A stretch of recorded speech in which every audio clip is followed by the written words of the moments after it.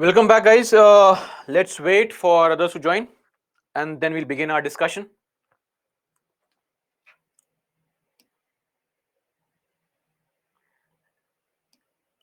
Good afternoon. Good afternoon.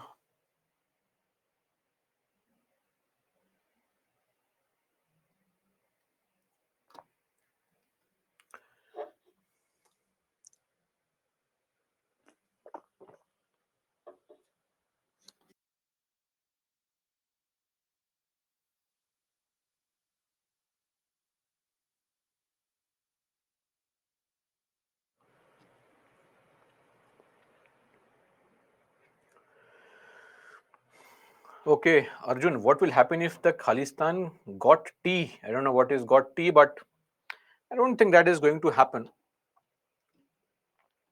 We have too much of resources at our disposal to prevent any kind of divisive forces from taking over. That's it. I mean, that should not be a primary concern for us. At least in the near future, we don't see it as a threat, frankly.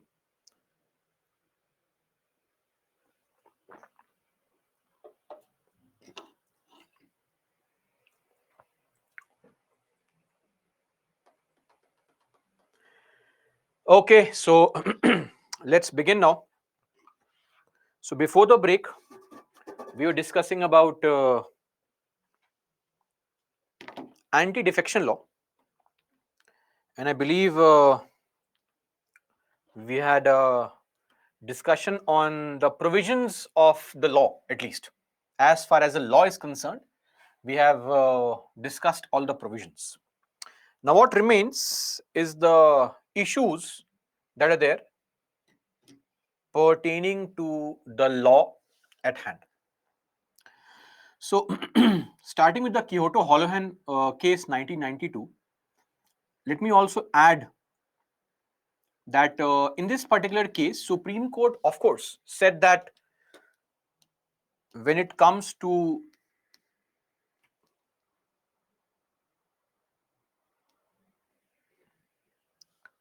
the decision of presiding officer,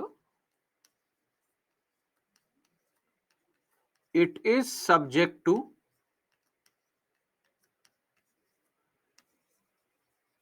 judicial review.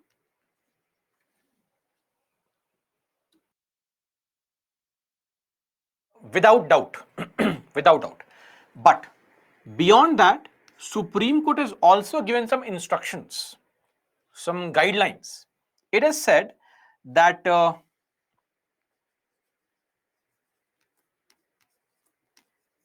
whip to be used only for NCM or trust vote, number one. Number two, for those policy matters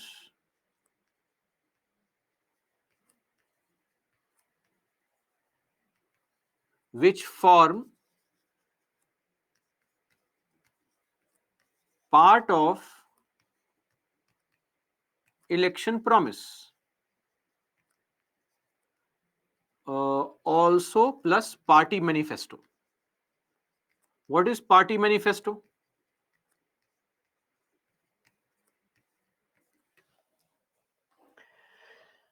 Party manifesto basically is a list of all the objectives of the party. So the targets given by the party to itself, that is what is called a party manifesto. So Supreme Court has said that please don't use whip for small matters. I mean, we would want you to use whip in these cases only. If it's a no confidence motion, when there's a threat to the government, or we have a matter of trust vote, right?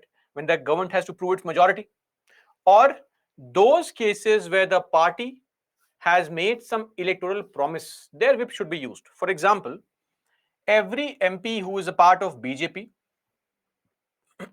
they know very well the stand of BJP on Jammu and Kashmir. They know very well the stand of BJP on UCC. So if tomorrow, or say previously, Article 370's powers were abrogated, the article was modified, do you think the BJP MPs should have voted against it? Of course not. Because you know very well that this is my party's objective. You have joined the party knowing very well the party's ultimate objective. You cannot vote against it. As simple as that. So sometimes you have to understand when and what extent is permissible for the use of whip. Okay. Now,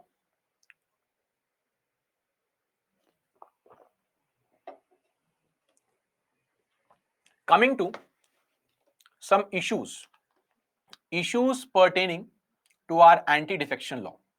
So what are the issues? Some issues are very simple and you would know instantaneously. But I would want you to mention some issues. Tell me, write in the answer quickly. What do you think are some genuine issues pertaining to anti-defection law? Please.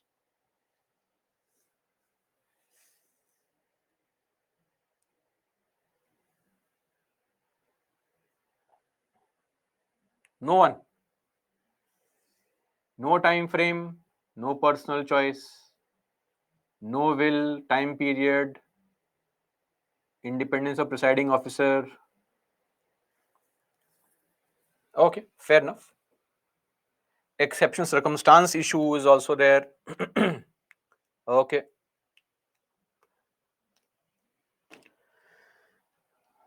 Uh, I'm not sure if others will understand this meme, but this is a meme pertaining to the Chief Minister of Bihar.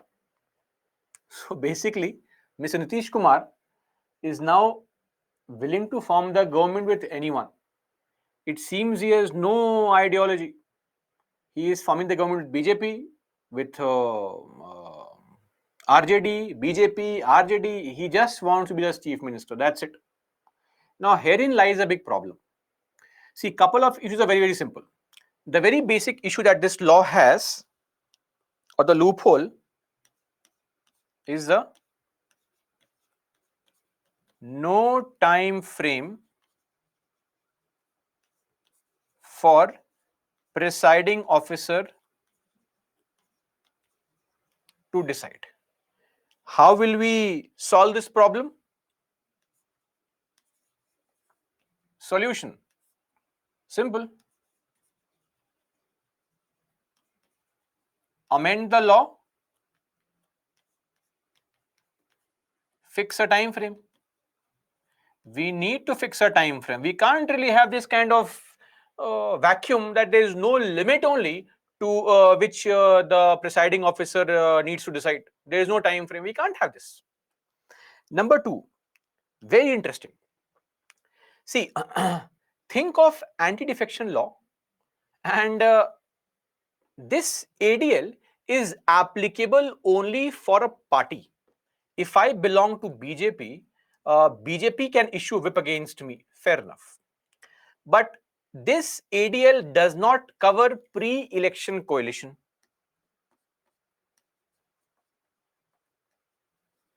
Does not cover pre-election coalition. What is the meaning of this? I'll give you an example here. The best example is Maharashtra only. Maharashtra. Let's understand this example. See, in case of Maharashtra, what happens? BJP and Shiv Sena tell people that, see, guys, we are together only. We are contesting together. If you vote for BJP, you are voting for Shiv Sena, and vice versa. Please vote for us and we'll win and form the government. But after the elections, Shiv Sena parts ways and joins Congress, joins NCP. Is it not cheating the trust of people? All those people who voted for Shiv Sena thinking that, okay, BJP and Shiv Sena are together, their trust had been breached.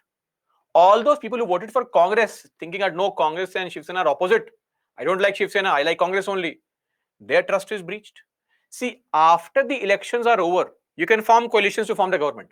But before the election is over, or before the election is conducted, when you go and seek votes from people and you tell people that we are together, uh, you are banking on the trust of people. And if you part ways after winning the election, you are breaching the trust of people.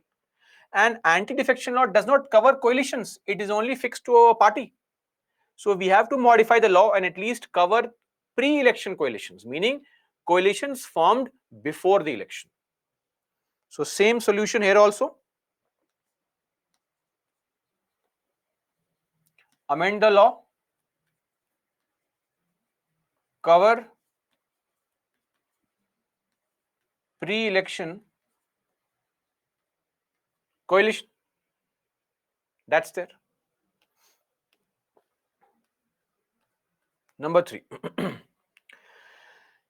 ADL also does not cover any anti-party activity outside the parliament. For example, there was this person called Shatrughan Sinha, yesterday's very popular actor and a member of BJP. Now, when it comes to Shiv Sena, when it comes to BJP, Shatrughan Sinha did not get any ministerial post after 2014 victory of BJP, and he was very sad about it. So he would constantly crib about BJP being a very, very bad party and all. In every public platform, he could find an opportunity to. But when it came to voting in the parliament, he never voted against BJP. So what kind of loyalty is this? That you are criticizing the party at every particular place, but you are not leaving the party because of fear of disqualification.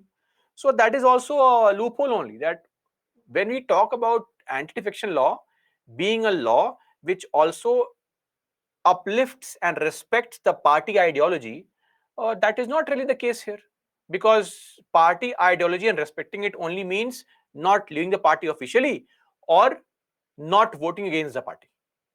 If you criticize the party outside anywhere, it does not really matter. So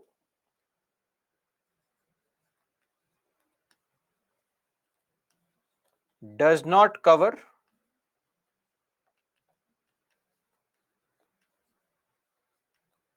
anti-party activities outside the legislature or the parliament. Here also same solution. Amend the law to cover it. Now, one more thing. My question is very simple to you. If somebody or an MP gets disqualified on the grounds of not being a citizen or on the grounds of being of unsound mind, bankruptcy, office of profit, etc., Election Commission is the competent authority to decide. Fair enough. In cases of splits and mergers, who decides? Election Commission. My point is, if Election Commission is a competent authority to decide on all such matters, why are we suddenly devolving this power to the presiding officer who is known to be a party loyalist? I mean, the best solution can be you simply take the power away from presiding officers and give it to Election Commission of India, right? Why should the presiding officer have the power in the first place, right? So,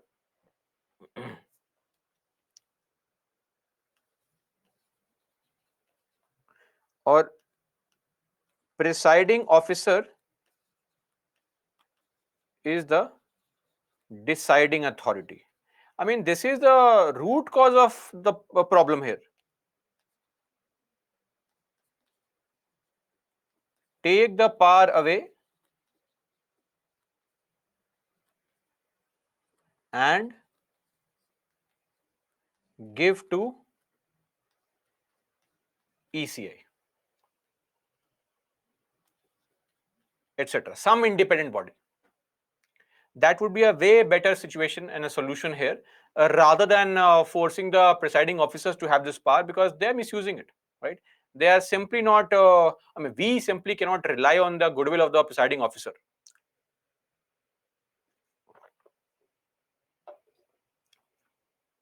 So that's the case with respect to issues. But there is one such issue that is beyond solution. That issue is the issue of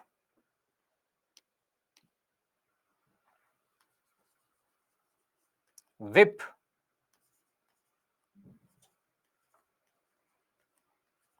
gagging. Whip gagging. What is the meaning of whip gagging? See, when it comes to whip gagging, the whole point lies in this fact that we are forcing our point of view on all the MPs. I am, say, the BJP head. I tell the BJP MPs, please go and vote for yes. But what if the MP does not want to vote for yes? Are you giving the MP an opportunity to understand the context of the bill, read the clauses properly, use his conscience, use his brain? No. So,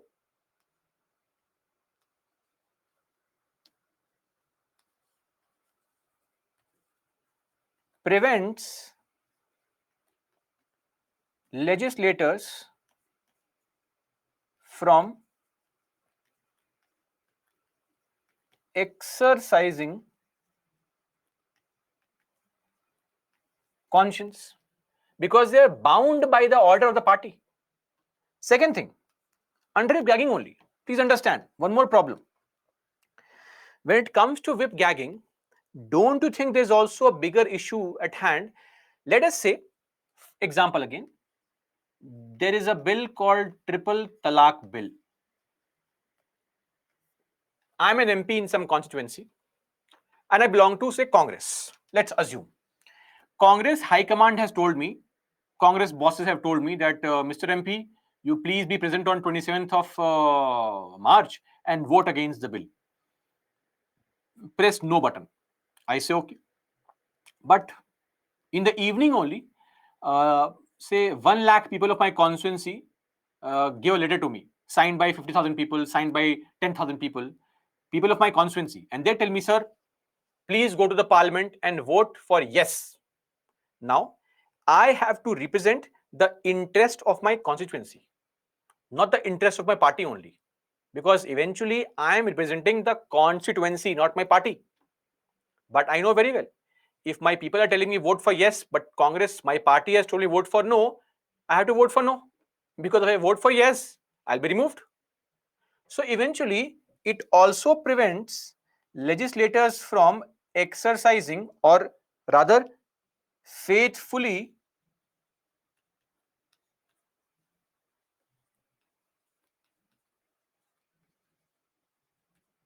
representing interest of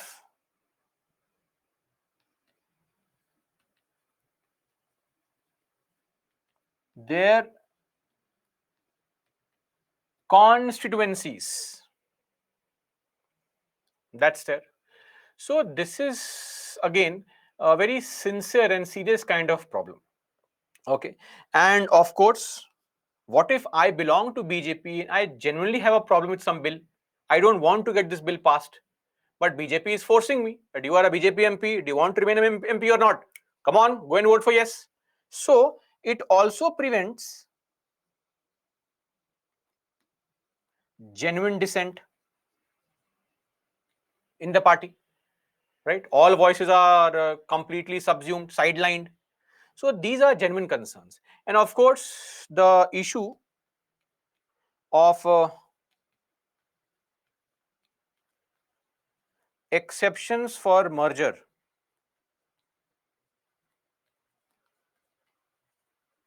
are prone to misuse. So that's there. These are some issues concerning the anti-defection law. Most of these issues can be resolved. See, whip gagging can't be resolved. If you are allowing for whip to be there, then MP's voice will be curtailed. If you don't allow for whip to be there, then MPs will start voting here and there, right? So, in fact, just to point this out, in the Kyoto Holohan case, Supreme Court has accepted that whip gagging is a problem under ADL, but we have to accept the problem because the benefits outweigh the issue. So, Supreme Court in this particular judgment actually made a statement. It said that on one hand, there is a real and imminent threat to the very fabric of Indian democracy, posed by certain levels of political behavior, conspicuous by their utter and total disregard of well recognized political proprieties, good behavior, morality, etc. On the other hand, there are, as in all political and economic experimentations, certain side effects and fallouts. Now, which and these fallouts also affect genuine dissenters, people who raise genuine concerns against a party's stand. Now, there are usual pros and cons, usual plus and minus in all areas of laws.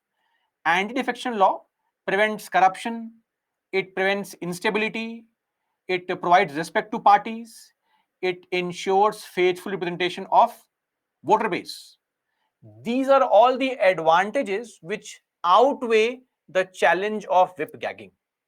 So Supreme Court has also said that whip gagging is a compromise we are willing to make because the advantages of ADL outweigh the challenge of ADL. So that's there as far as anti-defection law is concerned. That's all with respect to ADL. Please solve a question very quickly. I mean, I would expect 15 seconds, not more than that. And I would expect at least 90+% of correct answers.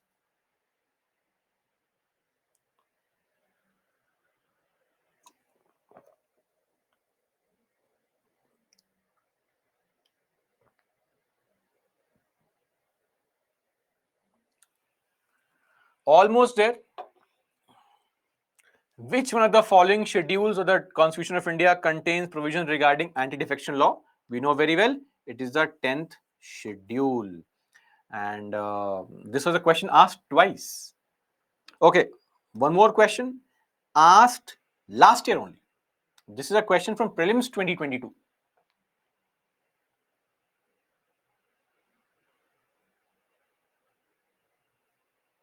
Oh, sorry. 30 seconds for it. Please mark the answer.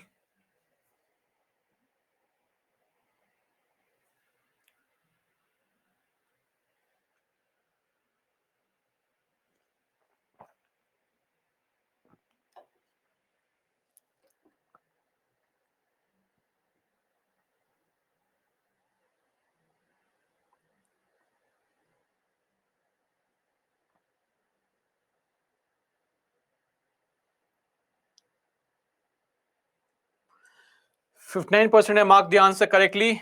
Great. Let's look at it. The law, anti-defection law. The law specifies that a nominated legislator cannot join any political party within 6 months. Cannot join any political party after 6 months. Right? Not within. After. One is wrong. Remove these two. The law does not provide any time frame. Yes. The law does not provide any time frame. Supreme Court judgment provides a vague kind of time frame. Supreme Court said, in the absence of exceptional circumstances, take a decision in 3 months. That's not a very solid kind of statement. The presiding officers are constantly misusing the word exceptional circumstance. And they say, in my state, there is exceptional circumstance. I can't decide for now. That is a constant cause of concern. We want that the law should be modified and there should be a proper statement in the law, a provision. The speaker should decide within 6 months, 1 year, 3 months, whatever. But there should be a fixed time frame. Law does not provide any time frame. 2 is correct. B, 2 only. That's there as far as ADL is concerned.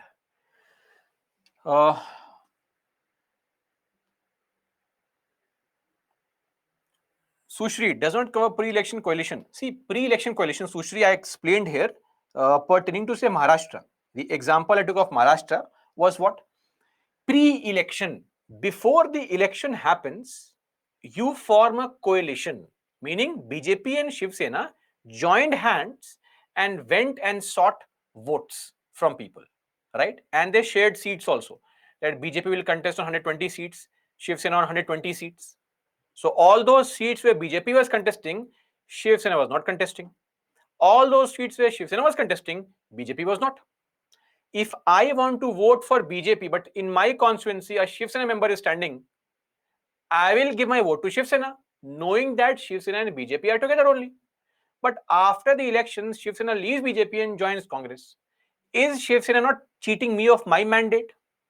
That is why ADL should cover that also. If you are contesting elections together as a coalition, you should be covered under ADL, right? See, after the elections are over, you may form a government with any party you want. But before the election, you are working as a group and people are viewing you as a group only. You should not be allowed to leave like this. That's there.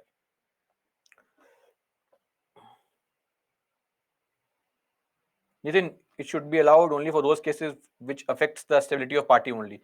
Not just that. I mean, sometimes a party has a policy, and when you join a party, you know the policy also, right? So if you vote against the party policy, such bill is there, then I think it should be allowed for that also.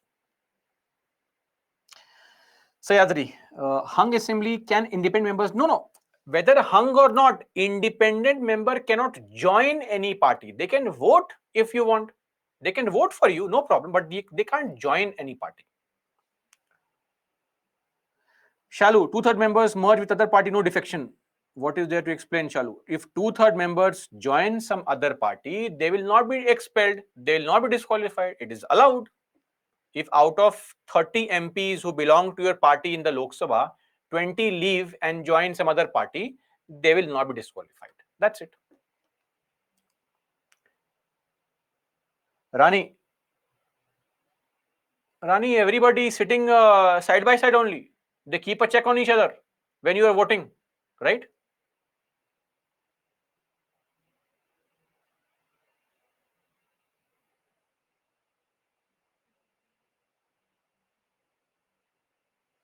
Shiv, what if Lok Sabha speaker is removed from his post as speaker after resigning from his party? If the Lok Sabha speaker is removed from his post, then he can join his party back. As simple as that.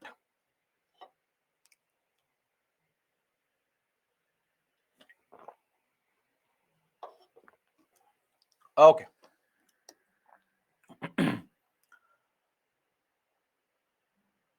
How much time can be taken for each question in prelims? Siva, somewhere close, see, you have to solve 120 questions in, sorry, 100 questions in 120 minutes. So somewhere close to the, lot of questions will have a very lesser time and you can solve them very quickly. So ideally, try to solve a question in a minute in general. Nandini, 3 months time frame was provided for particularly West Bengal. No, 3 months time frame was provided in general, but that is a guideline wherein Supreme Court has said that it is not just 3 months. You can exceed that also if there is an exceptional circumstance, and that has been the problem because that's a loophole, right? We want the law to be modified and a proper codification there, right? That's what we want. Shiva, there is no need for a post-election coalition. After elections are over, then you need to form the government. So joining hand should be okay, justified. Kyoto Holohan was MLA in Nagaland.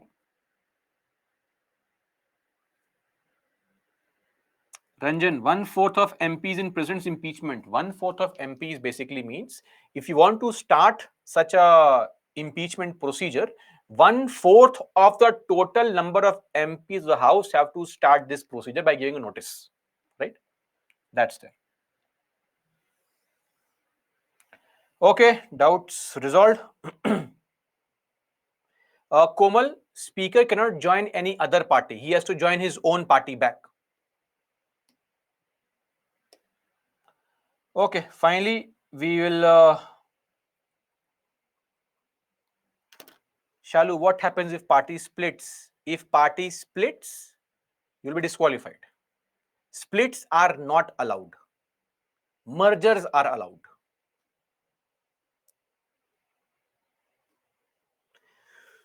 Sushri, if pre-election coalition is bad, pre-election coalition is not bad. Pre-election coalition is something that, see, different parties want to come together and contest elections. Why is it bad? Leaving your pre-election coalition is bad. That is what is bad. Not forming it. Leaving it is bad. Okay? That's it, guys. Rani, if we have secret voting, then how will we issue whip? Then what's the point of whip? Then what's the point of ADL? I can simply vote in favor of any party. Then the whole purpose is lost, right? So finally, with this, we come to an end of our discussion on anti-defection law, which also brings us to an end of our discussion on the topic Parliament. Solve one more question quickly. Came in 2020 from the topic Parliament only.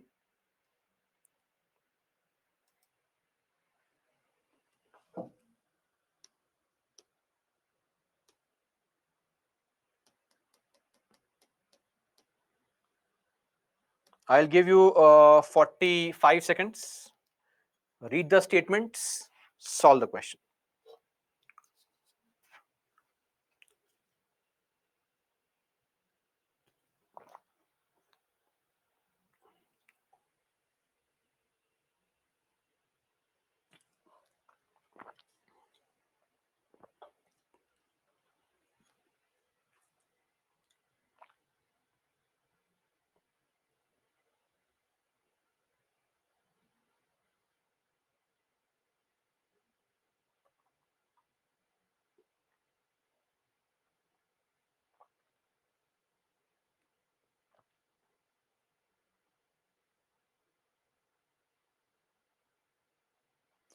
%65% got the correct answer. That's great.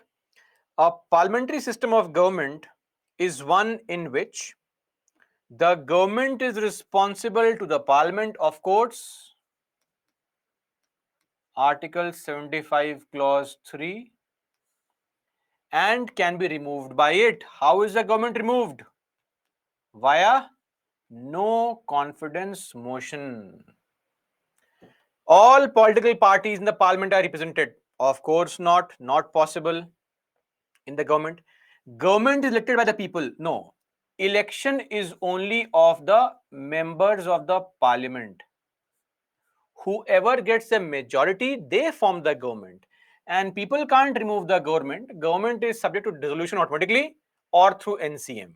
Right? People can only change MPs, not the government. And the fourth one, government is chosen by the parliament but cannot be removed. Government is chosen by the parliament. This statement is correct, but cannot be removed is this is basically a wrong statement. Okay, that's there. Whip gagging. Gag means to gag is an English word. It's not a political science word. It's an English word which means to prevent somebody from speaking. Cover somebody's mouth is called gag. To prevent somebody from speaking, that is called gagging. Whip is preventing the MPs from exercising their views. Whip gagging. Okay, that's it. Now we'll look at some questions from the main examination as well.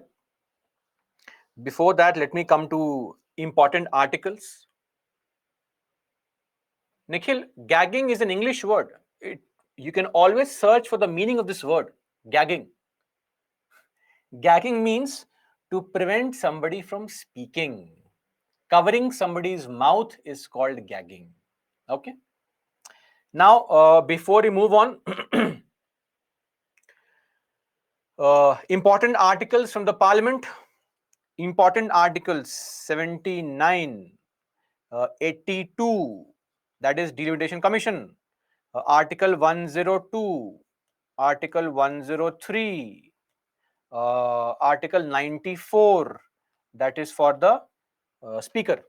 Then 249, 312, 368, Joint Sitting 108, Money Bill 109, Definition 110, 117, Clause 1, Clause 3, 112, that is budget, 122, and 105. Apart from it, also 102 Clause 2 and 191 Clause 2 for anti-defection law. Okay. All these are important articles. We should know these articles and what is the content of these articles. Second is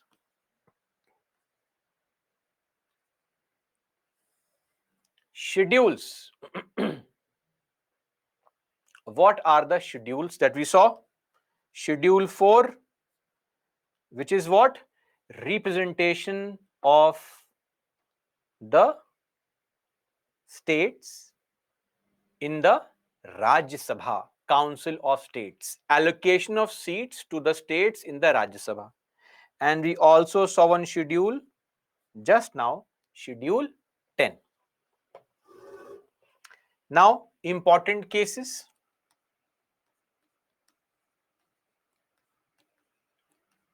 One is the Raja Rampal case of 2007. Second one is the Kyoto Holohan case of 1992. And number 3 is Kesham Meghchandra Singh case. Kesham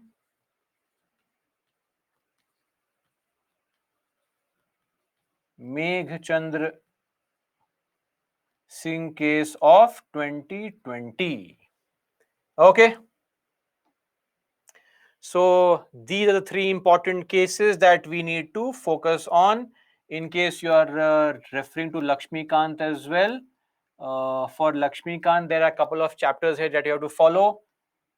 Chapter 22 is a chapter on Parliament. Then chapter 10, chapter 12, and chapter 76, I believe, is on anti-defection law. You can read that chapter also. Okay. So, what is Raja Rampal case?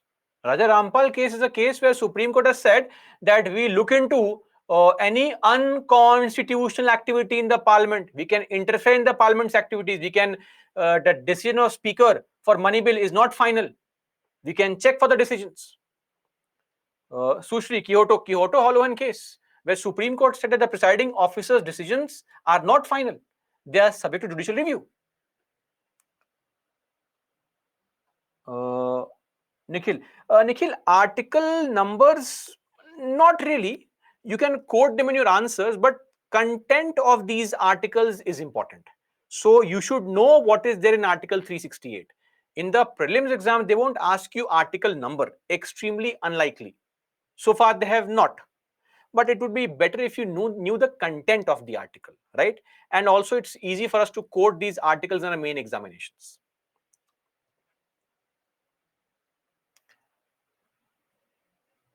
Need 266 we have studied in the chapter present only.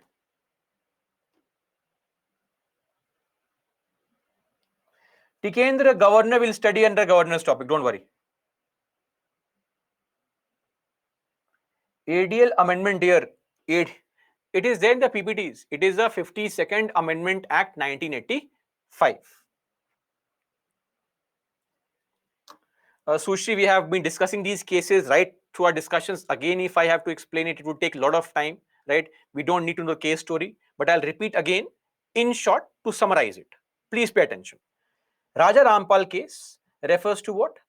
It refers to two elements. Number one, Speaker's decision on money bill will not be final. The Supreme Court can question it on grounds of substantive illegality or unconstitutionality. If you remember, we had discussed the Aadhaar bill case also as an example. Revision again. Number two, for Raja Rampal, the Supreme Court can inquire into the Parliament's functioning if something unconstitutional is happening there. Number two, Kyoto Hollow Hand. Herein, two important elements. Number one, presiding officer's decision is not final, it is subject to judicial review. Number two, whenever whip is being issued, the parties can issue whip under two considerations freely. One is NCM or trust vote. Number two, any policy matter which is a part of party's poll promise or any policy matter which is a part of party's election manifesto, the parties can issue a whip to all its MPs. Keshav Meghchandra Singh case happened in 2020 in the Manipur Assembly situation, wherein the Supreme Court said that the presiding officers should ideally decide on the matters within 3 months. In case there is no exceptional situation, you can decide and you should decide in 3 months. Okay, that is there with all these three cases, right? Now, let us come to parliamentary committees. As far as parliamentary committees are concerned, what we'll do, I'll just quickly summarize here. Once we're done with the parliamentary committees, we look at the questions from the PYQs, but towards the last 1 hour of the day, today, we'll focus on the PYQs, which were asked from all these topics. So let us not disturb our momentum right now. We'll focus on discussing the topics only, but from 7 to 8, we'll discuss on the PYQs. Though, so coming to the parliamentary committees. So what exactly are these parliamentary committees? First up, let me clarify. Cabinet committee means what? Committee consisting of cabinet ministers. Parliamentary committee is what? Committee consisting of MPs, members of parliament. Like an example of a cabinet parliamentary committee meeting, all these are various MPs, right? Sitting in a discussion. That is how a parliamentary committee meeting takes place. Now, parliamentary committees are not mentioned in the constitution. Please don't ask me, sir, which article, because there is no article. So where are they mentioned? Parliamentary committees are mentioned under Lok Sabha rules, Rajya Sabha rules.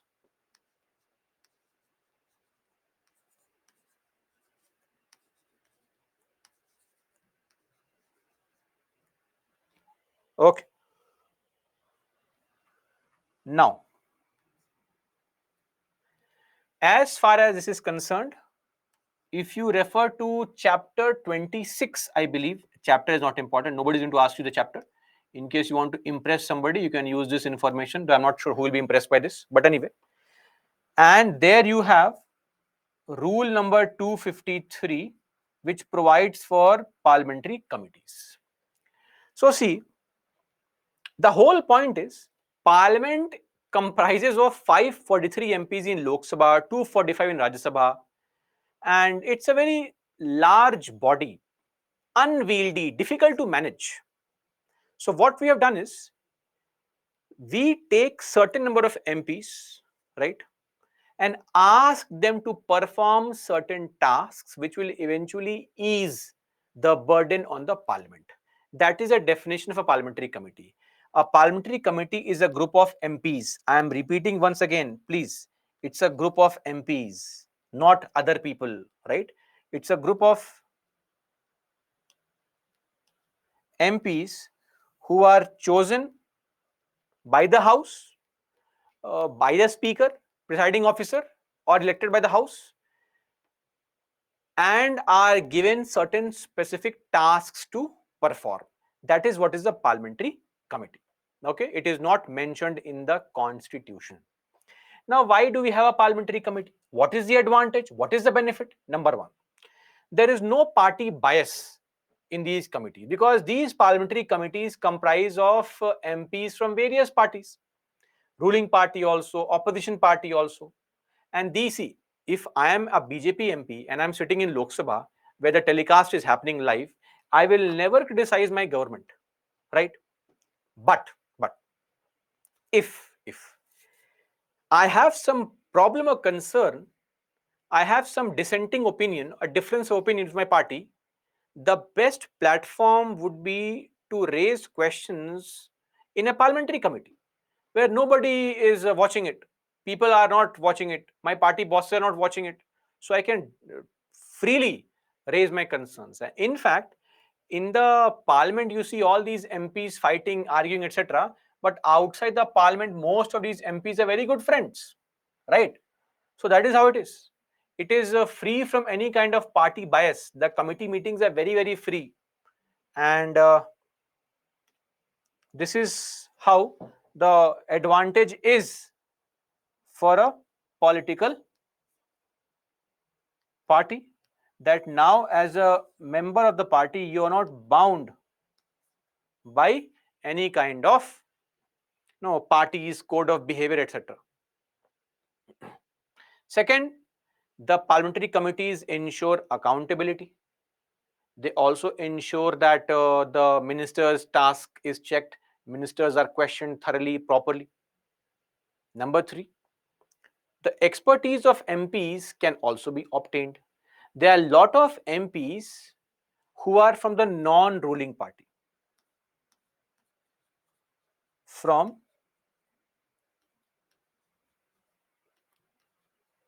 non-ruling party. Now, these non-ruling party MPs can never become the minister. But if he or she is an expert in certain area, why should the government be devoid from getting the expertise? That's there. And it also keeps the ministers in check, because the function of these parliamentary committees is such that they also look into every bill, look into the annual report of ministries and prepare reports on those reports, wherein the parliament can discuss on the performance of the minister or the ministry in the last 1 year. So that is a task, keeping the ministers in check, right? Ensuring accountability of the government and also the MPs, and also using the best possible full utilization of expertise of all the MPs, irrespective of the party. Okay, that is it. Now, conditions. Number one, it is appointed or elected by the House, or sometimes can be nominated by the Speaker also. It works under the direction of Speaker or the Chairperson. So, presenting its report to the House or to the Speaker or Chairman. And lastly, it has a secretariat provided by the Lok Sabha or the Rajya Sabha. These are some conditions for the parliamentary committees. Now, just to clarify a point here, you will find this chapter parliamentary committee under chapter 23 in Lakshmikant.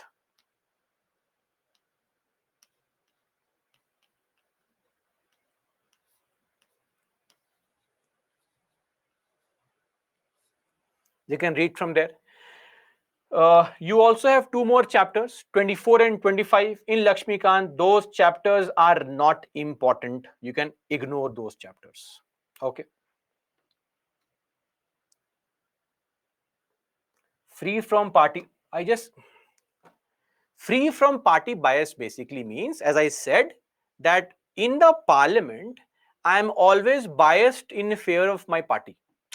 Think of a simple example. You and your brother or sister go out, right? And if there's some problem that happens, your sibling misbehaves, you will always support your sibling. But when you come back home, then you can question the sibling also. But you will not question your sibling in open public. Same thing. In the parliament, the MPs will never question their minister's bill or proposal. If I am a BJP MP, I will never raise question on BJP minister. But in a parliamentary committee meeting, which is taking place separately, not in the parliament, I can freely question the bills and proposals of my government. That is why we say free from party bias. Okay. So this is there. Guys, I believe that after lunch sessions are normally very difficult. We'll have to keep ourselves awake. Tea, coffee, whatever suits you. But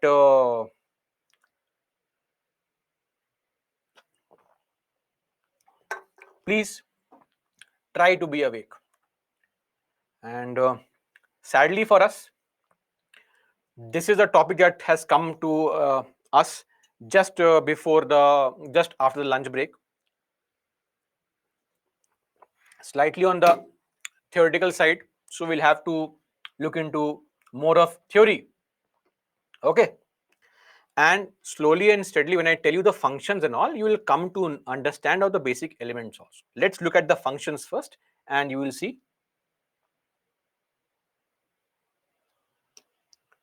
the functions. Now, general limitations on these parties. Now, please understand on these committees. Please understand that there are various kinds of committees that are there. We'll see all these committees slowly. First up, these committees consisting of MPs, they cannot interfere in government's day-to-day activities. They can only give recommendations, cannot intervene. So they cannot intervene in government's day-to-day activities. That is not allowed. Number one. Okay. Number two, you cannot give any order, cannot issue an order, because they are not executive bodies also. They are made through rules, not by government also. So they are not executive bodies. They are just advisory bodies. So recommendations that they give are just advisory in nature. They are not binding on the government. And financial committees conduct a post-mortem examination of accounts. So I'll help you understand this point. What happens is, when the government wants to spend money, the parliament gives the permission to spend money. Fair enough. Like you want, say, 10,000 rupees to purchase a mobile phone. You ask your parents for permission, they give you the money. But when you purchase a phone, don't they also check whether you have actually used 10,000 to purchase a phone, or have you used it for some other activity, drugs, etc.? They verify, right? So before giving money, they verify. After giving money, they verify. Yes or no? So they verify on both the occasions. Same thing for the parliament. Before giving money, they discuss. After you have been given the money as a government and you spend all the money, don't you think we should verify the expenditure? So there are some committees called financial committees. They verify the expenditure made by the government, preparing reports on whether the expenditure is good or bad, right? That is how they keep a check on the government. But the problem that people raise is that, see, after the money is spent, then somebody is verifying my expenditure. What's the point? Money has already been invested. What to do now? You can't return the money back. It's like somebody has died and we are conducting some post-mortem, trying to find out the cause of death. But you can't restore life in the person now. That's there. So that is one challenge with the financial committees, that they perform a kind of a post-mortem. Once money has been spent, only then are they looking into evaluating how and whys of all this element. So these are limitations in general of these financial committees. Now coming to types of committees, I think you know this point. Committees can be of two kinds: ad hoc and standing. What is ad hoc? Ad hoc, temporary. We discussed this under cabinet committees. Ad hoc means temporary. So what is this temporary? This basically refers to any parliamentary committee formed on a specific kind of topic. Once the task is over, the committee is disbanded. I'll give you a simple example. Every time the government or the elections take place in Lok Sabha, lot of MPs win the election again. Lot of MPs lose also, and some new MPs come to power. Now, as an MP, you are given a laptop as well. If you want, you can get a laptop. Like companies give laptops to the employees. So every time elections are there, right, and some MPs lose the election and newly elected MPs come, so you have to also collect laptops from MPs who have lost election, that give the laptop back now, enough, and give the laptop to new MPs, right? So a committee was formed in 2019 called the Committee on Provision of Computers to MPs. And the task of the committee was to find out which all MPs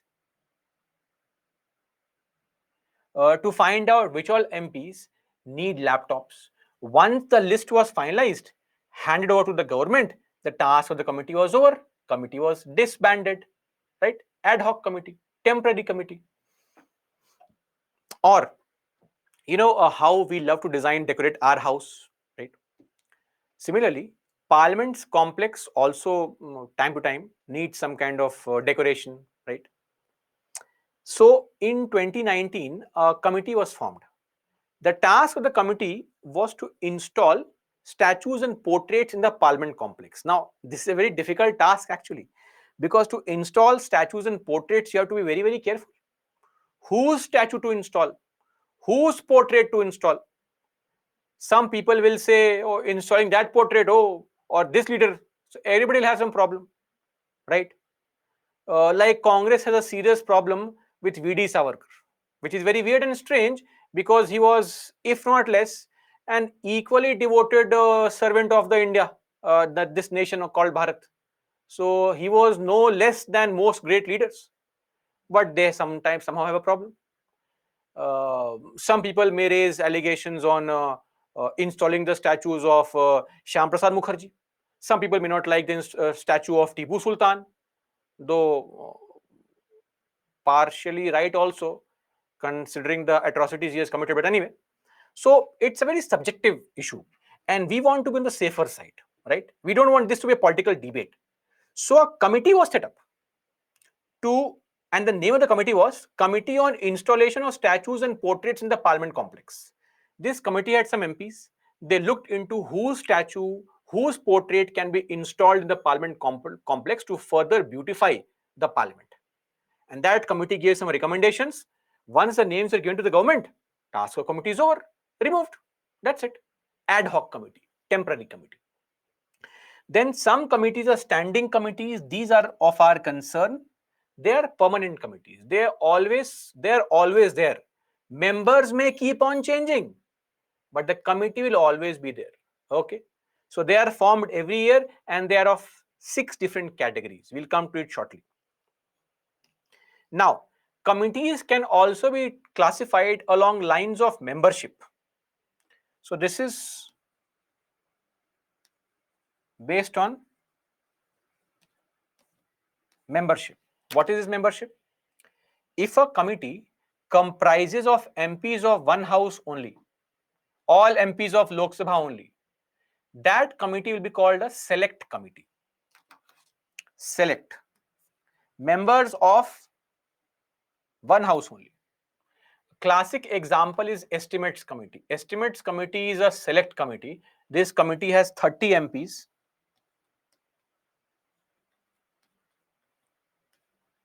From Lok Sabha only. No MP from Rajya Sabha. All the MPs are from Lok Sabha only. Then we have joint committee. In fact, most committees are joint committees only. It consists of members of both the houses, right? Example, DRSCs. DRSCs are a classic example of joint committees. 21 MPs from Lok Sabha, 10 from Rajya Sabha. Or PAC, we'll be studying this committee shortly. Public Accounts Committee. This committee has 15 MPs from Lok Sabha, 7 from Rajya Sabha. Joint committee. Okay. So as I was saying, we will look into the standing committees. Now, these two are important. Others are not really important, right? So my advice would be, under chapter 23, 23.8 onwards,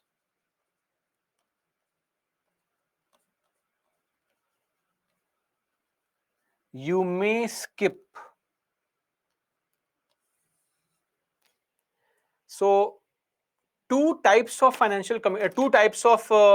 standing committees are important: financial and the departmentally related standing committees. Other 4 not really important.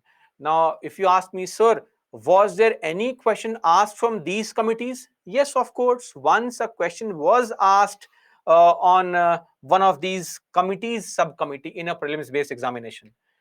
But for one question asked in last 20 years, mugging up this random and useless information, I don't see it of any advantage, right? And that question asked could have been solved by reading the question only. So my advice would be to avoid these, all these, avoid these, focus on these only. But in case you want to read these committees, who is stopping you? Nobody is stopping you.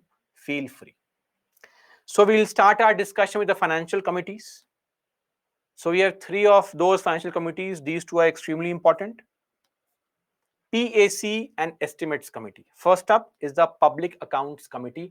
This is by far the oldest committee in our country. This committee was set up in 1921. So this is the oldest committee in the country. And as I said, these committees are not mentioned in the constitution. Where are they mentioned? Lok Sabha rules.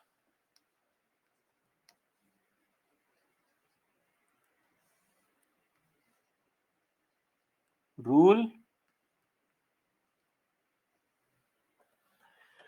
308. Now, this committee was set up first in 1921. Okay. Now, this committee is a joint committee. Why? Because you have 15 MPs from Lok Sabha and 7 from Rajya Sabha, 22 MPs. There is a chairperson also.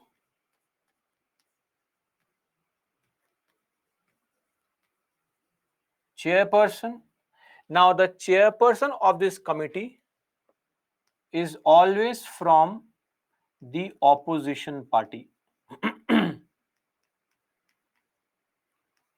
It is mandatory. Since 1967, actually, the chairperson has been from the opposition party. Originally, the chairperson was the finance minister only. Then, for 16 years, the chairperson was from the ruling party. Now, the chairperson is always from the opposition party. It is mandatory. Adhir Ranjan Chaudhary is currently the chairperson of PAC, and Adhir Ranjan Chaudhary belongs to Congress. This chairperson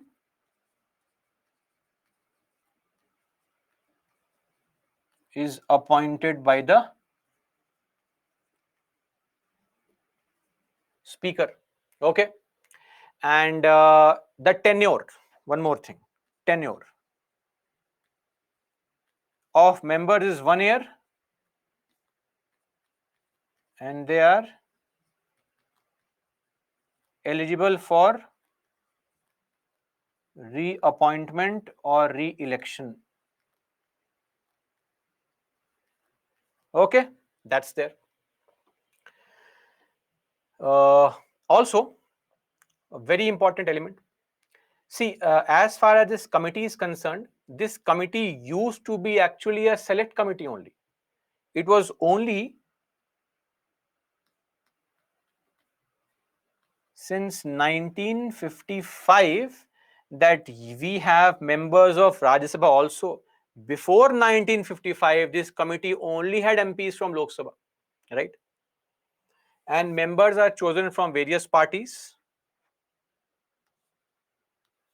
via the process of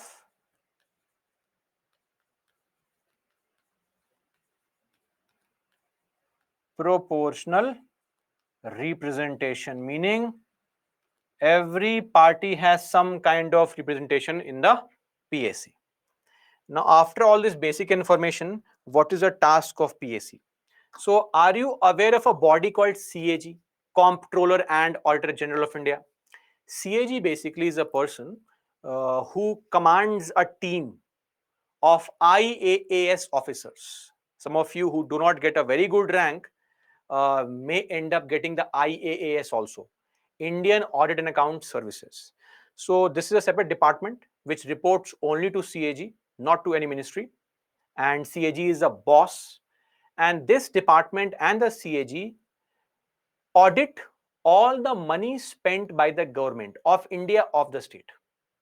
And the CAG submits its report to the parliament. But the CAG reports are very complicated. Our MPs are innocent people. They hardly have an understanding of all these things. So there is a committee called PAC which will examine all the reports submitted by the CAG. It also examines the appropriation account. What do you mean by appropriation? Tell me, what is appropriation? Appropriation refers to withdrawal of money from CFI. And what is finance? Finance accounts, all the money being spent by the government and all the revenue being generated by the government. So the PAC examines all that. So when you sitting in your DM's office in some corner of the country are spending some money, it has to be accounted for. And details are maintained, right? So don't get involved in corruption. If you spend a single penny, it is all on record. You're purchasing chairs for your office, it is all on record.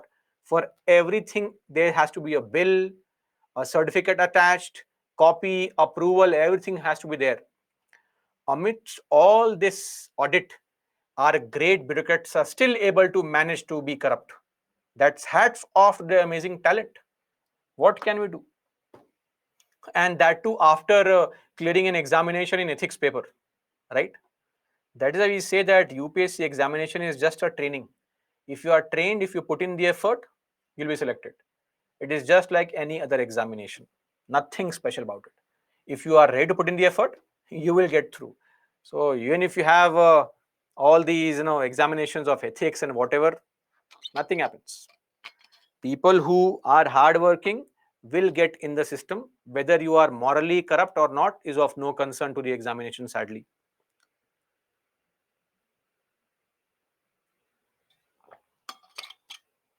Even the interview, the so-called great interview that takes place, a lot of people fool the system, fool all the interview board members and get selected, and in the very first few years of their service become corrupt.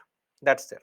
Anyway, now, so PAC basically performs a task of trying to find out, expose, or discover any kind of legal or technical irregularity with expenditure of money. For example, money is given on a certain scheme. Money was given to you to purchase computer for the schools. You have started purchasing, say, chairs for your office. That is wrong expenditure.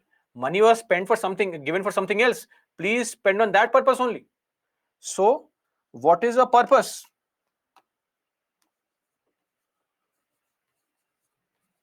of PAC? Purpose is to discover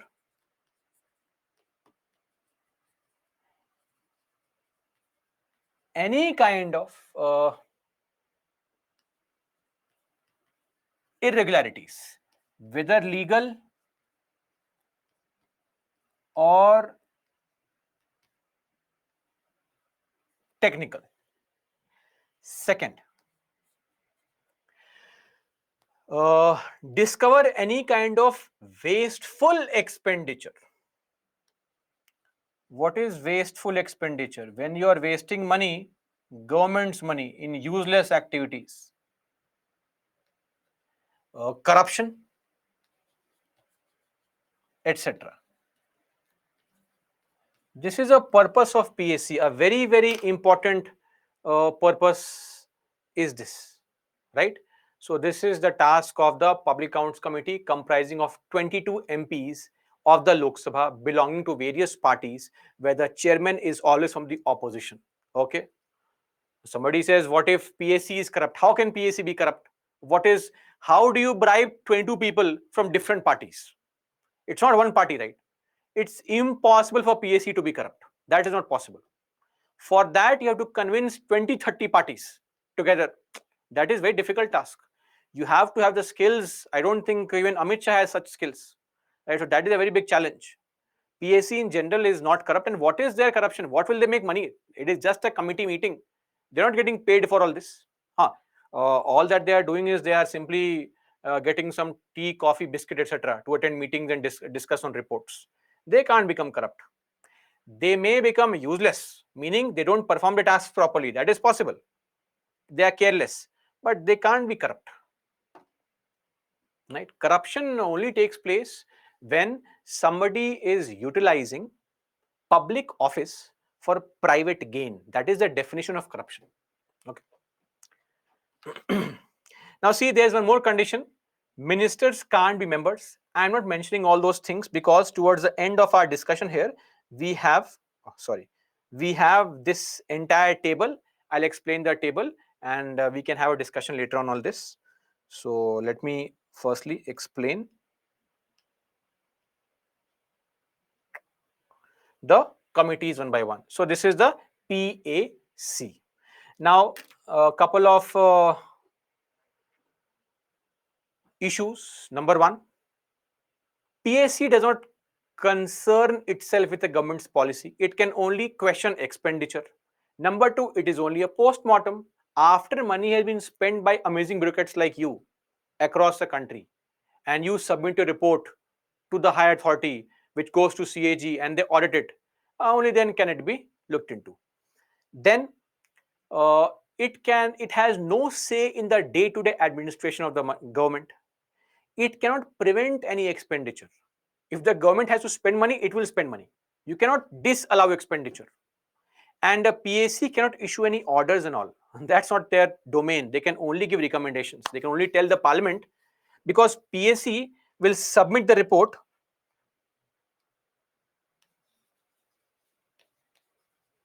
Reports are submitted to the presiding officers. So they can only prepare and submit the report, sadly. Nothing beyond that. Right? Based on the reports, the parliament will discuss and then question the minister. You can use the reports to quote in question hour, raise questions in the 0 hour, maybe go for adjournment motion, whatnot. Okay, that's there. Now, solve this question first. Came in 2007.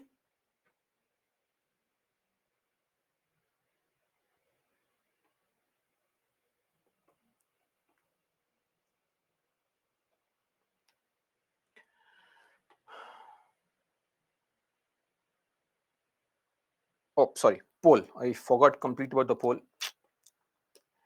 Mark your answer, please.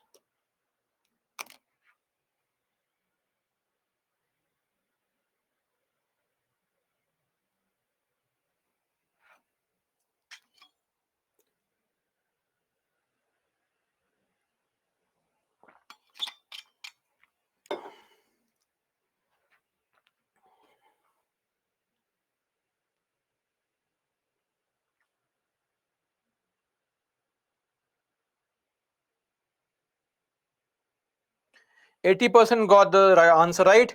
The chairman of the Committee on Public Accounts is appointed by the Speaker of Lok Sabha. Absolutely correct. Amazing. Beautiful. These two are wrong. Okay. The Committee on Public Accounts comprises MPs of Lok Sabha. Absolutely correct. MPs of Rajya Sabha. Very good. And a few eminent persons of, what is this nonsense? Few eminent persons of industry and trade. This is wrong. 2 is wrong. This is wrong. A1 only. Okay. That was PAC. Let's, I believe, take a break. I had promised as well that we'll have a small break.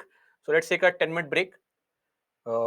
If it is something that you need, we'll be back at 5.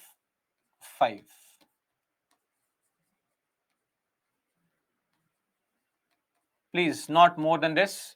Be back quickly and we'll continue discussion further after the break. Break, please.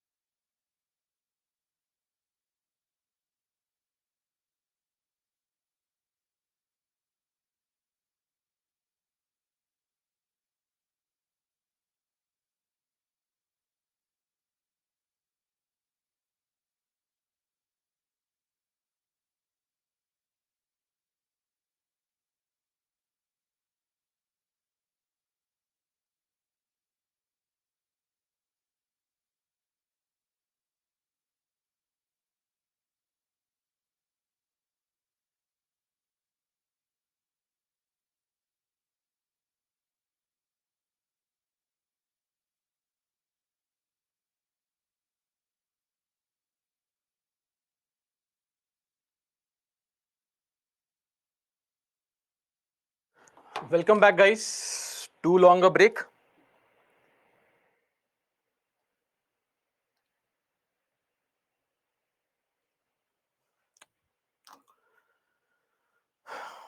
So I hope you had full enjoyment of the break time.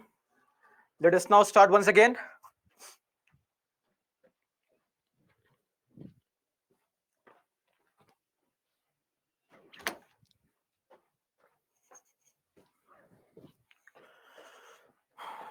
Okay. So we're discussing about the parliamentary committees.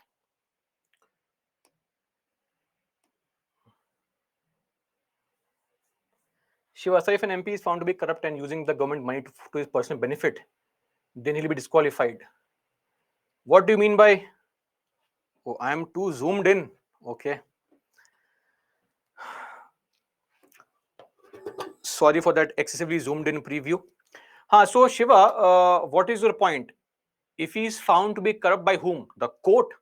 If the court finds you guilty for corruption and punishes you with any kind of punishment, 1 day jail, 10-day jails, 1 rupee fine, 10 rupees fine, does not really matter. You will be disqualified immediately for 6 months.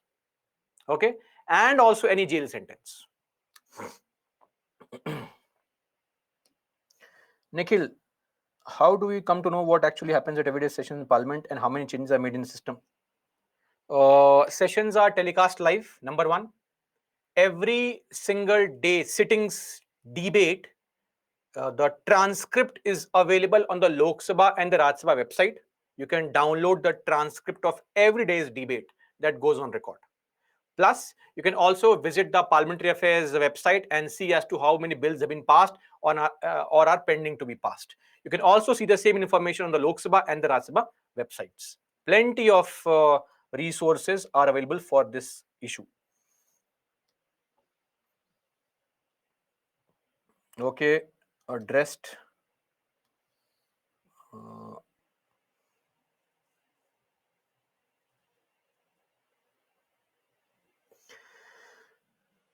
Raja Rampal's verdict is not against constitution because speaker's power is constitutional. No, it is not against the constitution.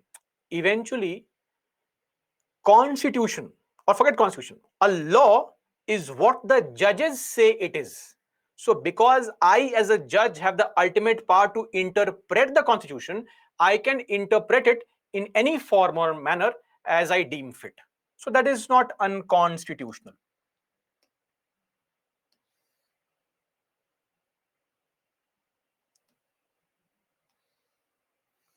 Okay, problems, queries addressed. Now,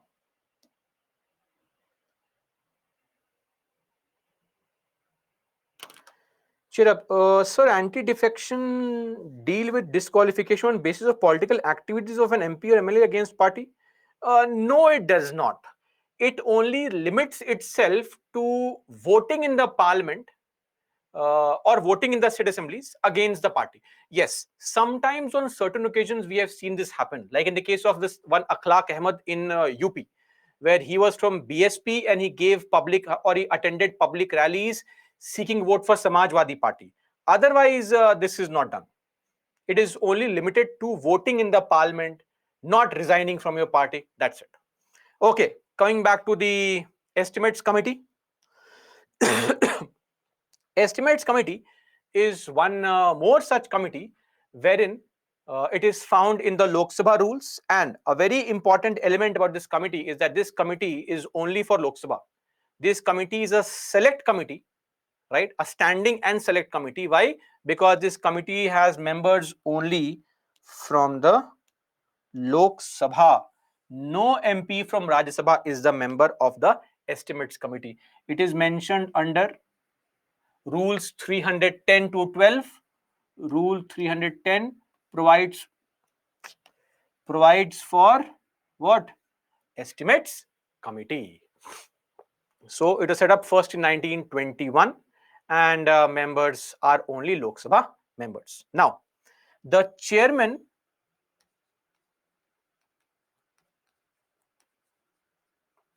of this committee always comes from ruling party. MP from ruling party. So opposition party chairperson, opposition party members cannot be chairpersons here. Okay. Now, as far as this committee is concerned, what is the task of this committee? See, every year budget is being passed by the parliament. A certain amount of money, say this year it will be 2.7 lakh crore rupees, will be spent by the government. I'll give you a simple example for a small scheme. Let's say you uh, or the government starts a scheme to provide for laptops in all the government schools in a district. Okay. And for that, 50 crore rupees have been allocated. Now, the task of this committee is not to question the particular scheme, but to find out how to further improve upon the expenditure, providing more efficiency. So this committee, rather than keeping a check on the government, tries to give recommendations to improve the finances of the government. Right? So this committee can give recommendation like, if you are purchasing computers, don't purchase MacBooks, they are very costly. Purchase computers of a certain company. You can try to purchase some Indian company computers. Don't purchase a computer with 16 GB of RAM. 4 GB of RAM is sufficient, right? What's the need to purchase 15.6 inches laptop? Purchase a 14-inch laptop. Why do you need an i9 processor? Go for i3 processor only. So that is how you can rationalize, minimize any kind of inefficient expenditure. So this committee does not try to find faults in schemes and programs. It just tries to give recommendations on what savings can be made with what administrative reform. So basically, what savings can be made with what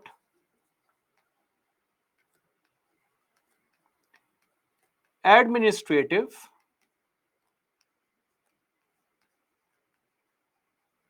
reforms. And this committee works throughout the year. That is why the other name for this committee is Continuous Economy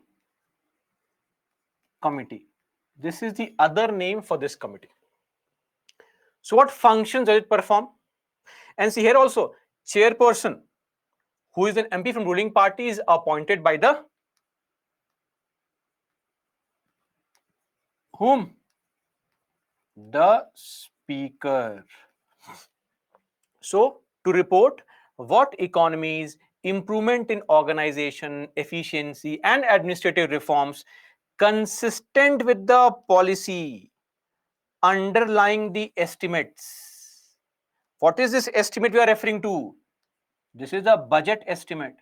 So as I said, this committee is not questioning the government's program or policy. This committee is only questioning or only giving suggestions on how to improve expenditure. Okay, let's say you want to purchase, say, a pair of denims. Say, now I will not question you on that purchase. I'll say, okay, you want to purchase denims, it's okay. You have 10, 20 pants, no problem. Purchase a new one.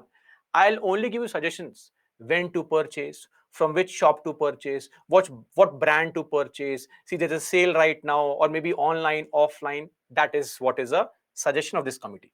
It does not go into whether your spending is right or wrong. Your policy is fixed. I'll only give suggestions on how to minimize the wastage, improve upon efficiency of expenditure. Then to suggest alternative policies in order to bring about efficiency and economy in administration. Right? So this kind of suggestion can be given. Then to examine whether the money is well laid out within the limits of policy implied in the estimates. So in the budget estimates, if say for a certain scheme or program, 100 crores are given to the ministry, is that money sufficient or more money is required? this committee can prepare reports and submit that as well. This is a task of the estimates committee. And since it does not actually keep the government in check, the chairman is from the ruling party. Unlike the PAC, which is actually keeping the ministers in check, because if you are wasting money, we are preparing reports on see how you wasted the money.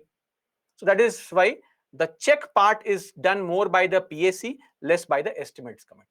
Okay. And then there are some issues.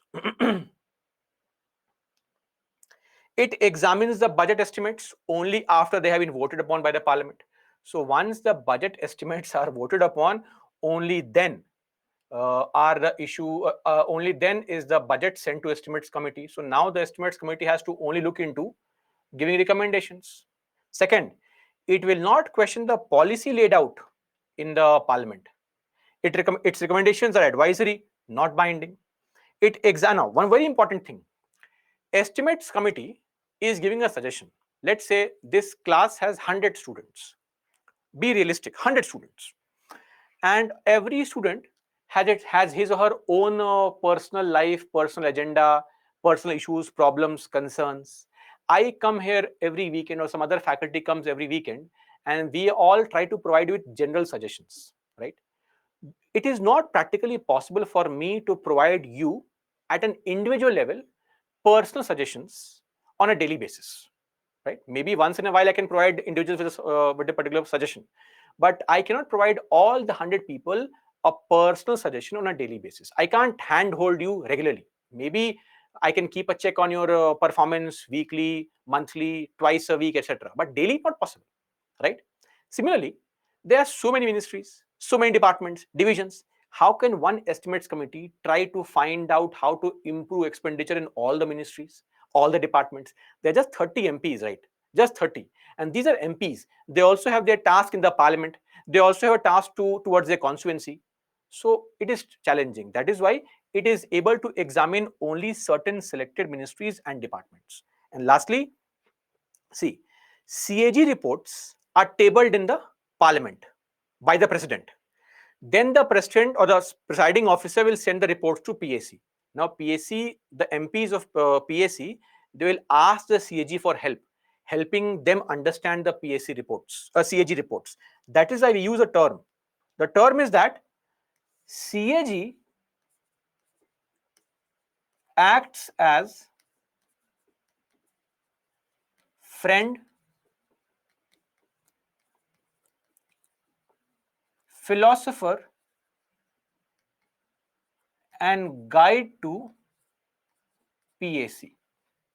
Now, since PAC is looking into the reports of CAG, it makes sense. Okay. But when it comes to estimates committee has no such help of any other authority or body.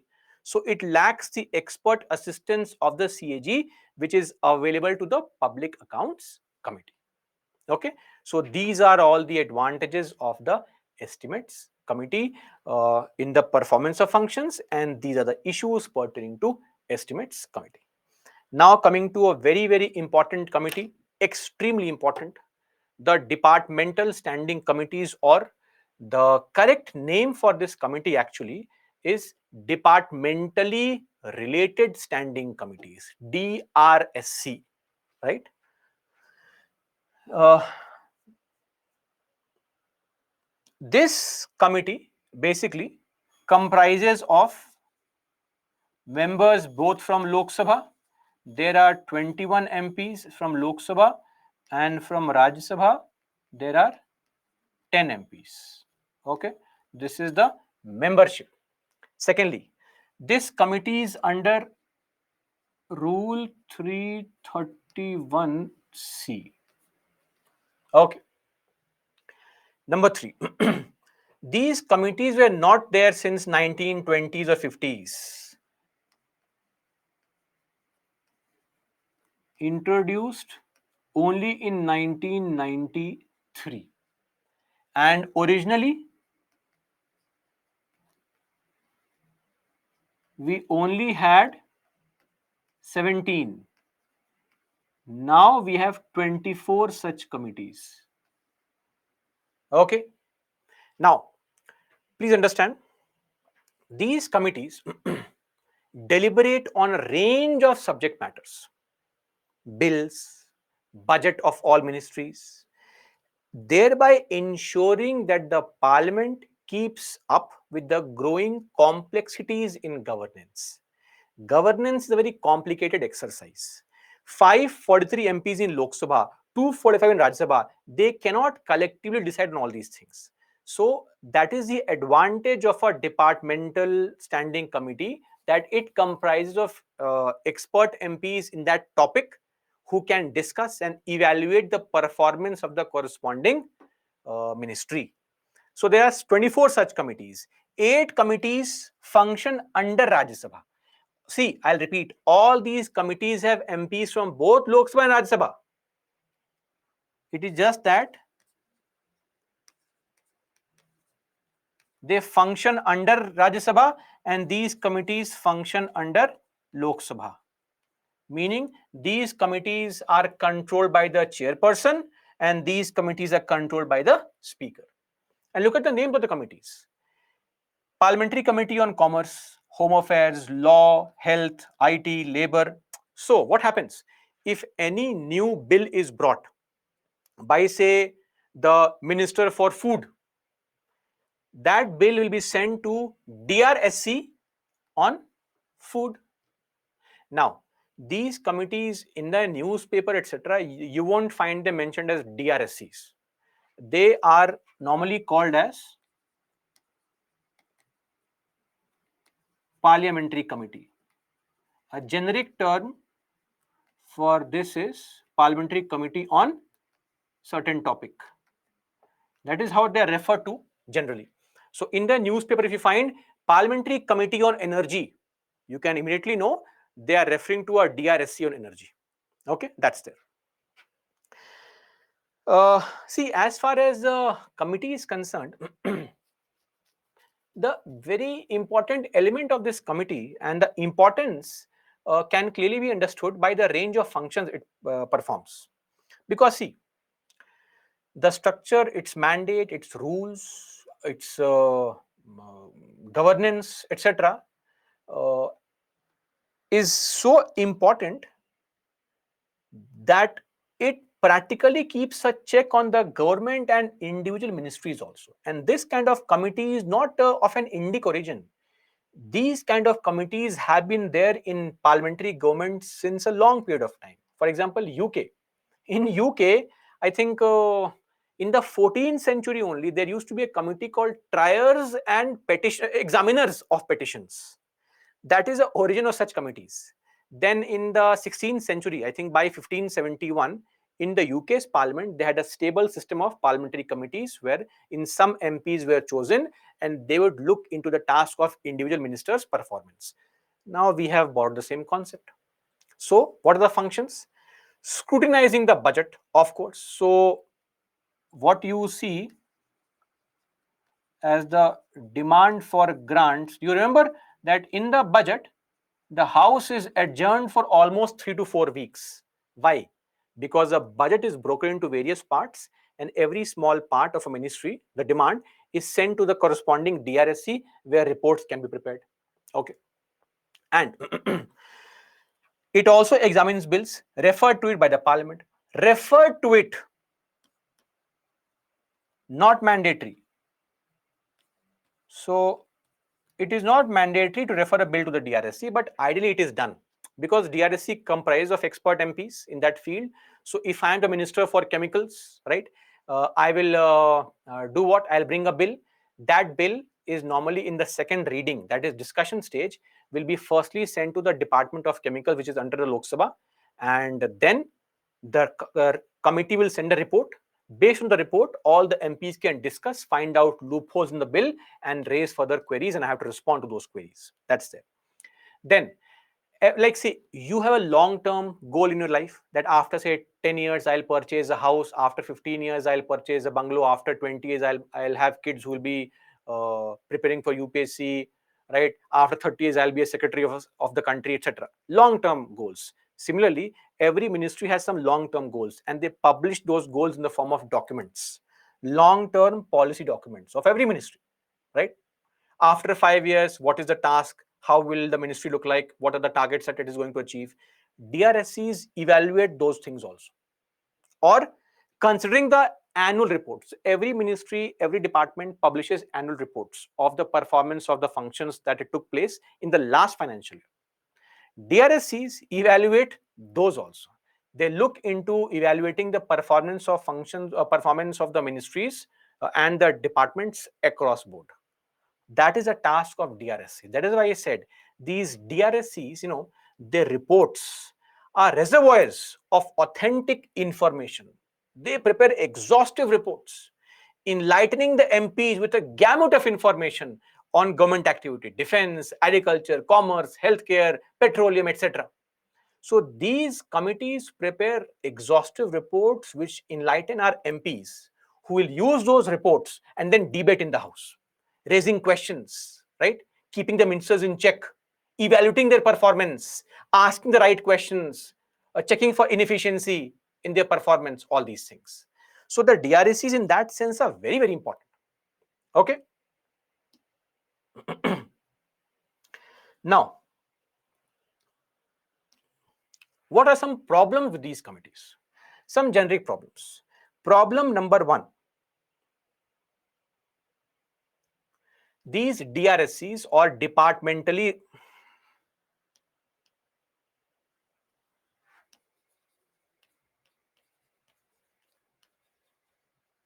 I think revisions are not happening properly because I had used the same term under budget.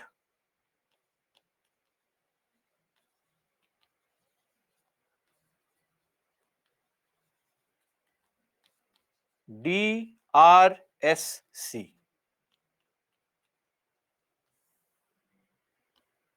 Okay. So, as I said, the problems. See, first things first, now we have discussed all these great things. Oh, this committee provides reports, consists of MPs who are experts in that area. So let's say a DRSC on chemicals consists of 20-30 MPs who are expert in the field of chemicals and all. Not really. Not really. It is basically based on seniority. If you are a senior MP, you want some work and some importance, you are made a member of the committee. Sadly, that is the case. So membership is based on political considerations. Number two, attendance. Attendance is very poor. Meetings are irregular. Why? See, there are two reasons for it. First thing is common membership. Some MPs are members of multiple committees. It has to happen. Think of it. How many MPs in one committee? One DRSC has 21 plus 10. 31 MPs. How many such DRSCs are there? 24. 24 into 31. That will be 744. Now you have roughly 744 MPs of various committees, right? And then DRSCs cannot have ministers as MPs. We have 70-80 ministers in the country. Out of 788 MPs, 70-80 are ministers only. Only 700 MPs remain who are free. From them only you have to have members from various committees. And most of these, a lot of these MPs are not experts in anything. You can't make the members anywhere. So we have a lot of common membership. So if I am a member of various committees, let's say I am a member of, say, a committee on commerce, committee on railways, committee on social justice, committee on coal, I may not be able to attend all the meetings of all the committees, right? And that becomes a problem. Secondly, I am also an MP, right? So apart from this committee, I also have a responsibility towards my constituency. Because if I don't work for them, they won't vote for me. So there is also something called a social obligation.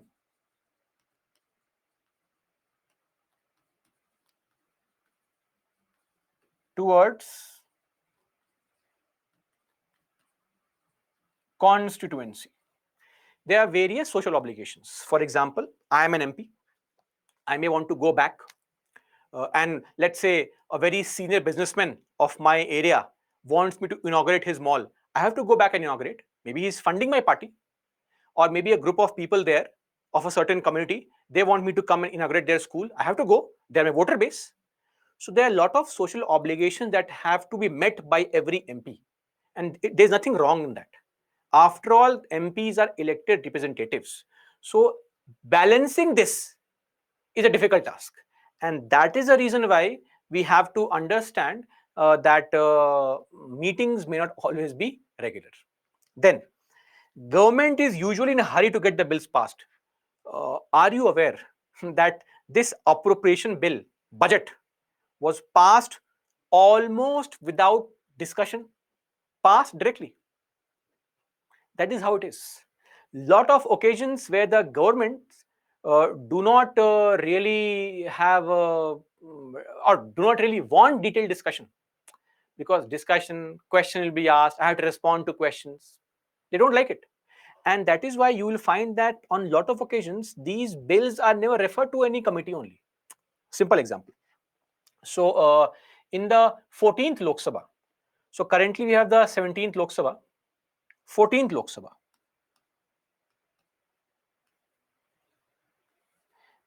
That was 2004 to 2009.